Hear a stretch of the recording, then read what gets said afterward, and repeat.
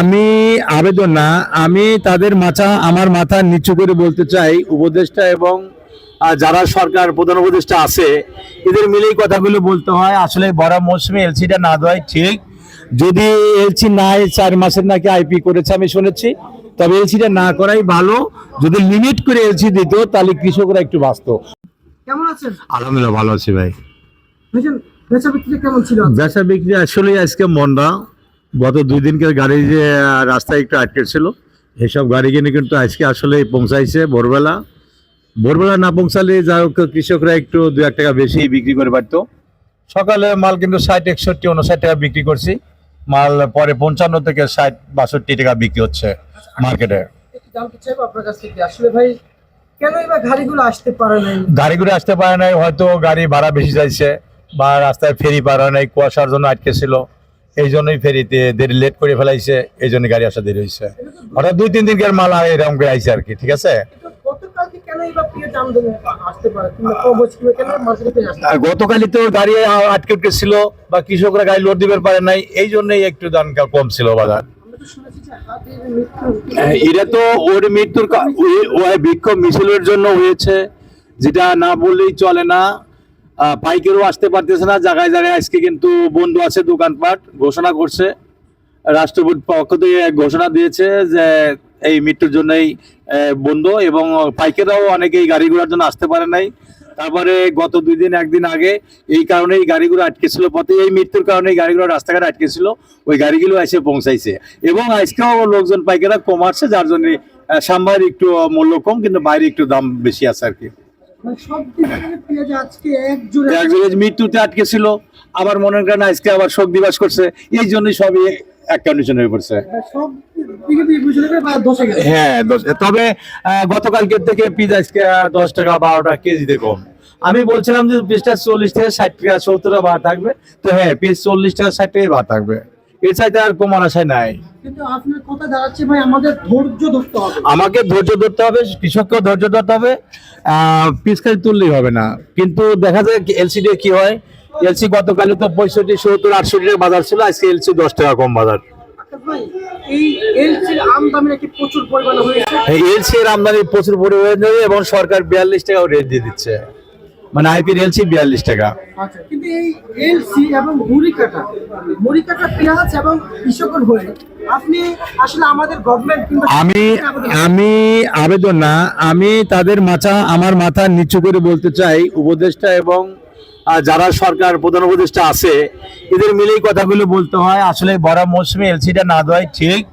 যদি এলসি নাই, 4 মাসের নাকি আইপি করেছে আমি শুনেছি, তবে এলসিটা না করাই ভালো।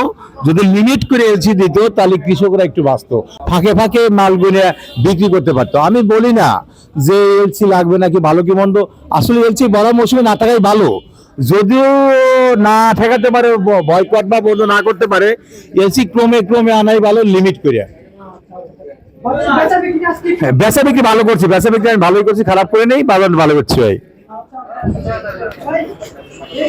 ওরা হাই সুপার পিস 60 টাকা বিক্রি হয়েছে, ওরা হাই সুপার পিস 60 টাকা বিক্রি হয়েছে। হ্যাঁ, ঈশ্বরদের মাল 60 টাকা বিক্রি হয়েছে, আর কালুখালী কুষ্টিয়া এখানেও 58-60 টাকা বিক্রি হয়েছে, এবং আপনার কুষ্টিয়া মেহেরপুর এগুলো 55, 56, 58 টাকা হয়েছে।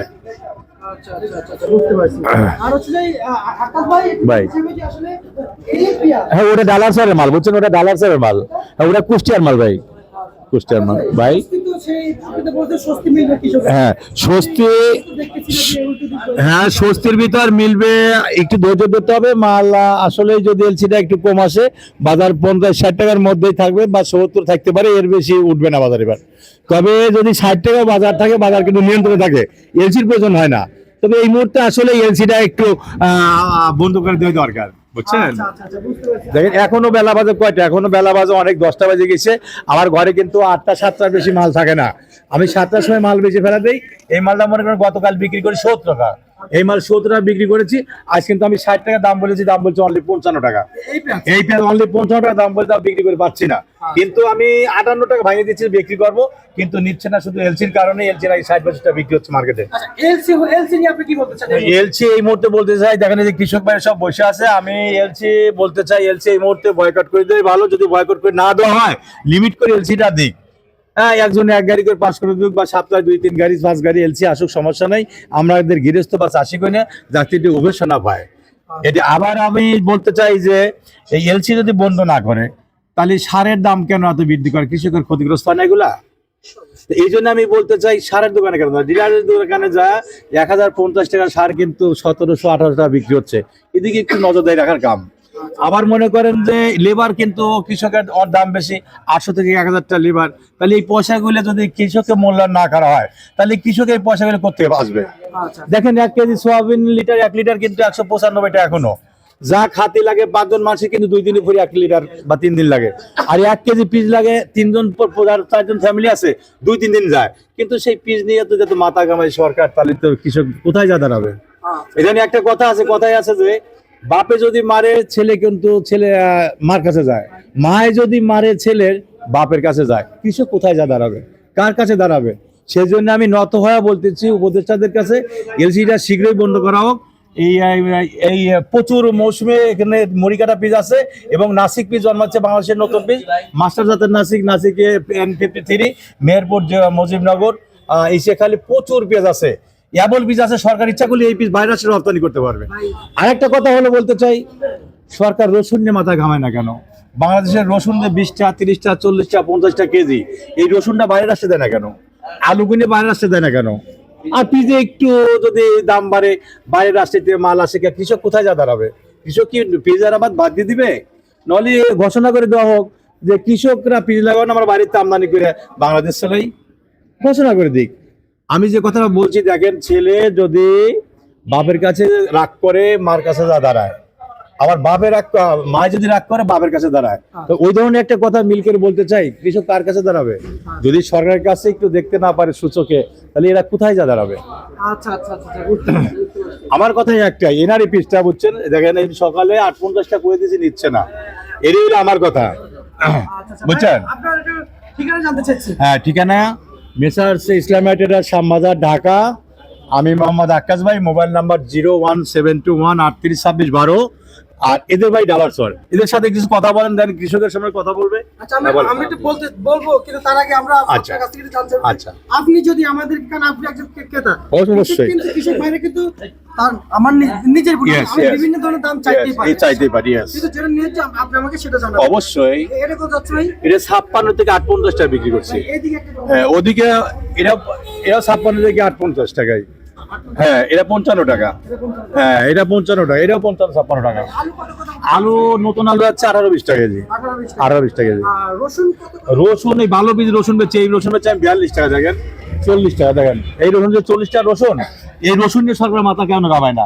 রসুন বাইরে আসতে দিক, 5 কেজি কার্টুন করে দুবাই দিক, মালয়েশিয়া দিক, সৌদি আরব দিক, এইগুলো রাস্তে দিক। আপনি একজন কৃষক বাঁচুক, কৃষক বাঁচাতে হবে। জি জি, আপনি কি পরিচিত ব্যবসায়ী? অবশ্যই।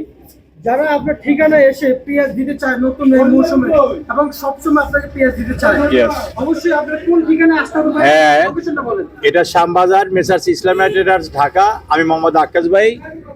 আমার মোবাইল নাম্বার 01721382612, এটা আমার মোবাইল নাম্বার। হ্যাঁ হ্যাঁ, আমার গদির নাম্বার 0168435894545, অর্থাৎ লাস্টে 42, ইসলামিয়া ট্রেডার্স। হ্যাঁ এই ভরা মৌসুমে পেঁয়াজ দিতে পারবে? হ্যাঁ, অবশ্যই অবশ্যই অবশ্যই। আচ্ছা আচ্ছা, এবং এখানে ক্রেতা আসলে কিনতে পারবে, আবার যা দেবে আমি বিক্রি করে দেবো, সমস্যা নেই। নাম্বার তো দিয়ে দিচ্ছি। কিন্তু বেচা বিক্রি আছে কেমন? বেচা বিক্রি আমার স্বাভাবিক ভালোই হয়েছে, খারাপ হয়নি। মানে যদিও বাজার কম হয়, কাটিং ভালো হয়েছে। ভালো তার মানে আমরা আশা করব দাম বেশি সময় দামে আরো ভালো হবে। ভালো হবে। যাক, আলহামদুলিল্লাহ। এবং আকাশ ভাই, আপনাকে আমরা ধন্যবাদ জানাচ্ছি আমাদেরকে খবর জানিয়ে দেওয়ার জন্য। পরবর্তী আপনার জন্য সবাই অপেক্ষা করবে, এবং ন্যায্য খবর আমরা সবসময় অবশ্যই, অবশ্যই। আমি ন্যায্য দামই বলি। এই ছিল আজকের সর্বশেষ বাজার তালিকা। অবশ্যই।